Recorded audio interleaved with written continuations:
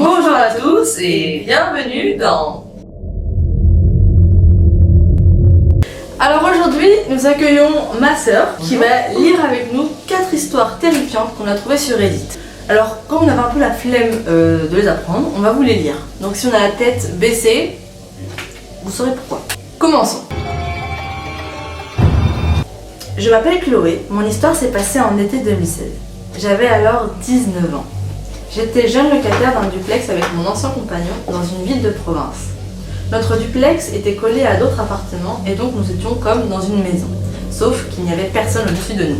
Nous avions l'habitude de voir et de saluer nos voisins. Nous avions tous une très bonne entente. À cette époque-là, sachant que nous étions en plein été, mon compagnon et moi avions remarqué qu'un couple de voisins était sans doute parti en vacances. Nous les voyons déjà plus depuis 2 semaines. Bon, ils étaient partis en vacances, jusque-là, rien d'anormal. Mon compagnon ayant trouvé un nouveau boulot dans la grande ville, se trouvant à 35 minutes en voiture d'ici, et n'ayant pas de voiture, il avait décidé de dormir pendant 1 mois chez son frère vivant dans une autre ville. Pendant ce temps, notre duplex était en pleine rénovation extérieure, avec des échafaudages tout autour. Bémol, ma chambre était en forme de carré, et 2 murs sur 4 étaient entièrement vitrés, sans volet extérieur et donc simplement des rideaux opulents. Autre bémol, un rideau était cassé, donc si quelqu'un montait sur l'échafaudage, il pouvait très bien me regarder dormir. Ça sent mauvais tout ça.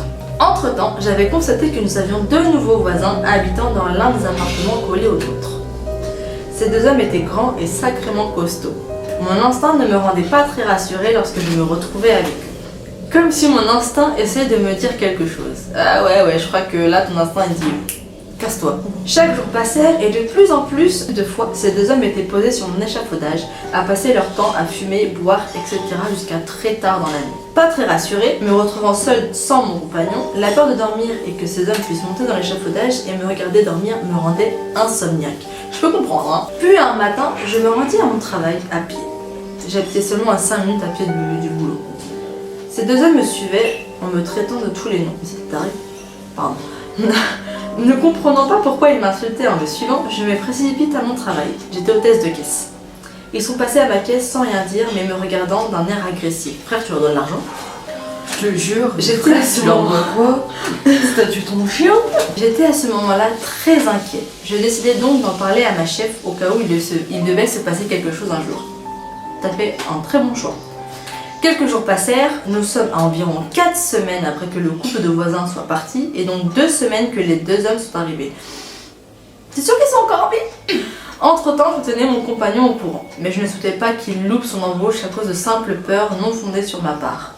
Un matin, je bois mon café et je vois un homme debout sur le cadran de porte de chez ma voisine d'en face, regardant dans mon appart. Je trouvais ça bizarre. Je me rendais tout de même pour aller au travail. J'ouvre ma porte et je vois une équipe de GIGN entrer en courant dans l'appartement collé au mien. Wow, ça m'étonne même pas. J'en avais conclu que l'homme contre le cadran était quelqu'un de l'équipe habillé en civil pour observer les alentours. Un chef me demande ensuite si je n'avais pas par hasard vu 2 grands hommes costauds et tatoués depuis quelque temps. Et là, les larmes de peur montent. Je lui affirme que oui, je les avais bien remarqués et qu'ils ne m'inspiraient rien de bon du tout. Le chef me laisse partir. J'arrive à mon travail et 1 heure après m'être installée à ma caisse, ma chef vient me voir. Elle me dit « Chloé, tu sais que tu me disais que tu avais des nouveaux voisins bizarres? Eh bien, ils étaient passés à ta caisse un jour, c'est ça ?» Et je lui ai répondu que oui, le GIGN qui était passé chez moi ce matin. Les chercher. Elle ouvrit grand les yeux et me dit « Bien, les gendarmes ont regardé les caméras du magasin pour voir à quoi ils ressemblaient. Eh bien, ils m'ont dit que ces hommes-là sont 2 tueurs à la machette de Paris en cavale et qui se sont cachés dans un appart. » Astaghfirullah. Et à ce moment-là, je perds toute connexion avec le monde. Je me dis que j'aurais pu être leur prochaine victime et que j'ai eu beaucoup de chance alors que j'étais seule, sans mon compagnon, et qu'ils savaient où je travaillais et vivais. Je me suis dit que c'était dingue qu'ils se soient cachés ici, aussi loin de Paris, mais surtout de me dire qu'ils avaient sans doute observé pendant des mois les appartements et les habitants pour voir quand est-ce qu'ils pouvaient squatter. Le couple de voisins est revenu et ils ont évidemment déménagé, moi également. Waouh, l'histoire elle est dingue, frère. Non mais c'est incroyable.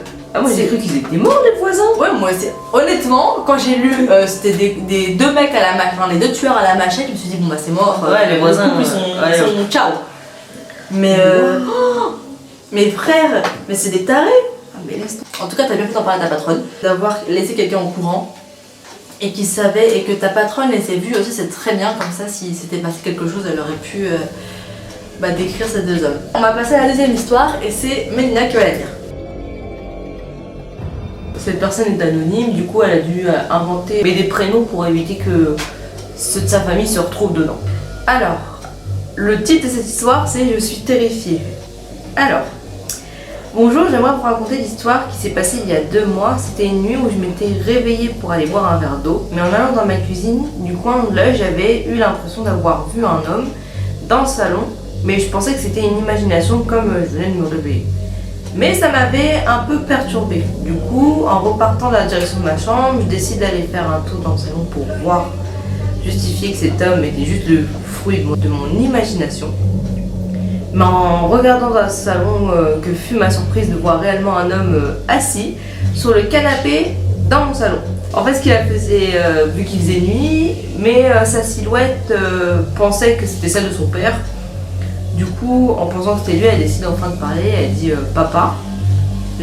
La silhouette, elle lui hoche la tête de gauche à droite, en pensant que c'était son frère. Elle lui dit que la seule possibilité, vu que c'était 3, du coup elle dit Thomas. Je dis avec un ton terrifié, l'ombre hocha une nouvelle fois la tête de gauche à droite. Terrifié, je fonce sur l'interrupteur pour allumer la lumière. Mais que fut ma surprise de voir que cet individu était le sosie de mon père, mais avec une couleur de cheveux différente et avec une cicatrice à l'œil gauche. Alors que son visage était révélé, il fonça vers la porte l'ouvrir et il était parti en courant. Je décide d'éteindre la lumière et d'aller me coucher en pensant que ça devait être un rêve. Le lendemain, je décide de parler de mon rêve à mon frère et à mon père, mais bien sûr ils m'ont dit que ce n'était qu'un rêve et que je ne devais pas m'en soucier. Mais j'avais décidé de faire des recherches sur internet et j'avais vu une histoire sur des jumeaux maléfiques, et si un jour ça nous arrivait de voir une personne qui ressemblait à une personne que vous connaissez, cela était signe de malheur pour la personne qui la voyait et pour la personne à qui elle ressemblait. Je vous raconte cette histoire car hier, je me suis réveillée pendant la nuit et cet homme était devant mon lit, il me regardait avec un couteau à la main et puis il m'a dit « Demain nous nous dirons adieu ». Elle m'a donné la chair de poule cette histoire. Ah mais en vrai elle est archi stylée. Non, parce que si on la vit, c'est pas stylé du tout. Non. Mais j'aime beaucoup la mécanique. Ouais, franchement. Le fait des jumeaux maléfiques là, après on y croit, on n'y croit pas, bien évidemment. Bah écoute, cette histoire était pas mal. Moi j'ai bien aimé comment elle l'a raconté en tout cas. Alors, je vais vous lire la 3e histoire. Bonjour, je m'appelle Clément et mon histoire commence peu de temps après le premier confinement. Après cette longue période d'isolement et avec enfin le retour de notre liberté, je décide d'inviter des amis à camper dans une forêt non loin de chez moi. La soirée se passe bien, on y rencontre même 2 jeunes filles de notre âge, 18 ans. Jusqu'au moment où mon meilleur ami reçoit un message d'une inconnue. Plus par taquinerie que par curiosité, je cherche à voir ce message. Mais mon meilleur ami, bien décidé à me cacher son amour secret, décide de commencer à courir. S'ensuit une course-poursuite qui finira sur la route à une centaine de mètres de la forêt. Peu de temps après, alors que je commence un interrogatoire très strict avec mon ami, pour le soutirer le nom de sa précieuse, une voiture noire s'arrête à notre niveau. Une fenêtre se baisse, laissant place au visage tatoué, zombifié et même menaçant d'un homme. Mais casse-toi. Sur un ton brut et sec, l'inconnu nous demande si nous avons entendu du bruit. Frérot, je viens de courir mon ami dans les bois, je n'ai rien à foutre du bruit que tu fous. Hein. Un peu surpris, aucun son ne sort alors de nos bouches. Il redemande en criant cette fois-ci et par stupeur, je lui réponds que oui, j'ai bien entendu du bruit en pointant du doigt l'endroit. Un silence règne et je remarque que par-dessus la fenêtre dépasse son bras accompagné d'un revolver pointé sur mon thorax. Et une fraction de seconde, je crie à mon ami de courir. Nous commençâmes un sprint digne des JO. La même, je répète. Je fonce. Lorsque je n'en peux plus de souffle, je m'arrêta et regardai en direction de la voiture. Cette dernière partait vers le camp de mes amis. Mais toi aussi frérot, pourquoi tu pointes tes amis? Pourquoi tu pointes le camp? Je prends des mains le téléphone encore allumé et chaud de mon ami et appelle l'un de mes amis présents sur le camp. Aucune réponse. J'en appelle un autre et à peine il décroche, je l'insulte et lui dis qu'un homme armé se dirige vers eux. Il rigole en pensant que je lui fais une blague et raccroche. Non mais toi je peux comprendre. Je décide donc de courir en sens opposé pour aller secourir mes amis. Excuse-moi, ton autre pote il est où? Il est où ton autre pote? Parce que tu lui as pris son tel, mais il est où? Une fois arrivé, aucune voiture noire. Sans doute s'était-elle envolée. Je raconte à mes amis ce qui vient de se passer, mais personne ne me prend au sérieux. Soudain, les rires s'arrêtent, laissant place au bruit assourdissant et résonnant dans la forêt d'un coup de fusil. Oh putain. Plus personne ne parla, puis un deuxième pan. Nous nous regardâmes dans le blanc des yeux, puis pan, pan, pan, et tout le monde commence à courir en direction de ma maison. Enfin en sécurité, j'appelle la gendarmerie qui devrait arriver dans un quart d'heure. On décide alors de voir si la voiture de l'inconnu est revenue. Aucune trace. On se cache derrière un abri de bus lorsque soudain on aperçoit les phares d'une voiture se rapprochant. Une voiture s'arrête à notre niveau. Je passe discrètement la tête au-dessus de l'abri. Avec la nuit et la lumière des feux de la voiture se reflétant dans le brouillard épais, mes yeux mettent du temps à bien voir la voiture. Le froid commence à se faire ressentir lorsqu'une sueur chaude traverse mon dos. C'est bien la voiture de l'inconnu. Nous a-t-il vus? J'espère pas pour vous. Sinon pourquoi s'arrête-t-il? Le silence règne dans une nuit froide, stressante et muette. Le souffle coupé, je me vois déjà mort. Il suffirait d'appuyer sur la détente et tout serait fini. Puis de nulle part surgit une voiture de police. L'inconnu est arrêté et ce n'est que le lendemain, lorsque je suis allée à la gendarmerie pour porter plainte, que j'ai appris l'identité et l'intention de mon agresseur. C'était un homme âgé de 28 ans, vivant à Paris, qui a pris des vacances pour voir sa copine qui vivait dans le sud. La nuit dernière, il avait consommé de la drogue, ce qui explique son visage déformé et menaçant. Hier, lorsqu'il m'a vu courir après mon ami, il pensait à une agression, à une raquette ou une bagarre. C'est pour ça qu'il est intervenu, avec une certaine bonne intention, mélanger la drogue qui coulait dans ses veines, ce qui donna une potion pleine de peur, là tu me donnes, de danger et d'incompréhension.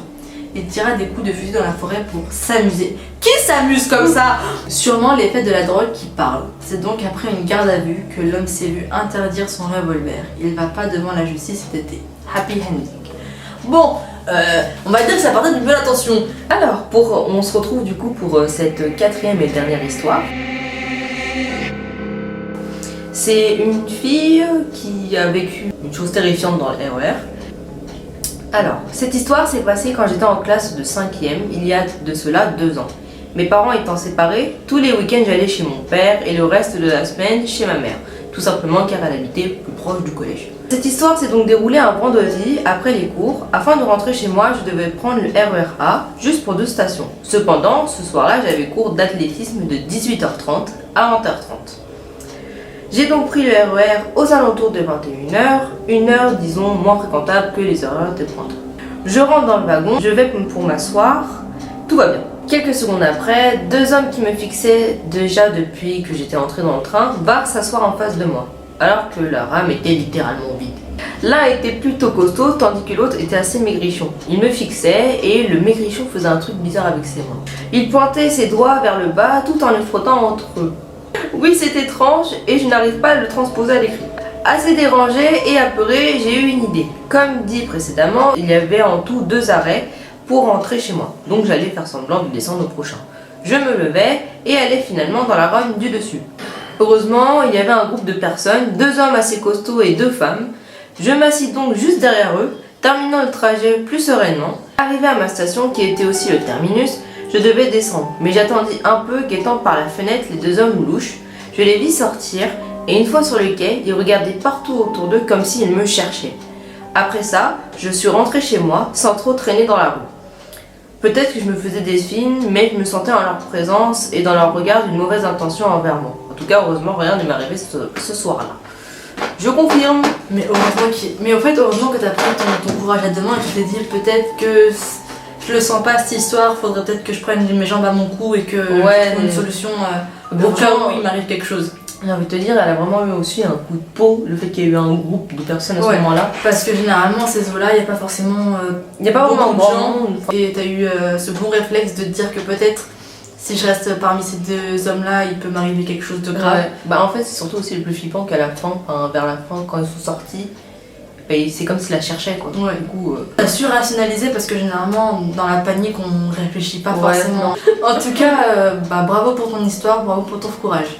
Bon, on espère que ces 4 histoires vous ont plu. Alors oui, on a lu les histoires, on les a pas forcément apprises par cœur. On espère quand même que ces histoires au feeling vous ont plu. On en fera des autres beaucoup plus travaillées bien évidemment. En attendant, retrouvez-nous samedi. N'hésitez pas aussi d'ailleurs.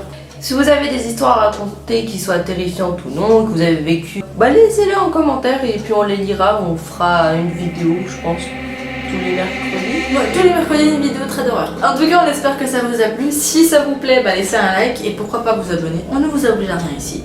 Vous faites comme vous souhaitez. Et surtout, faites confiance à votre instinct.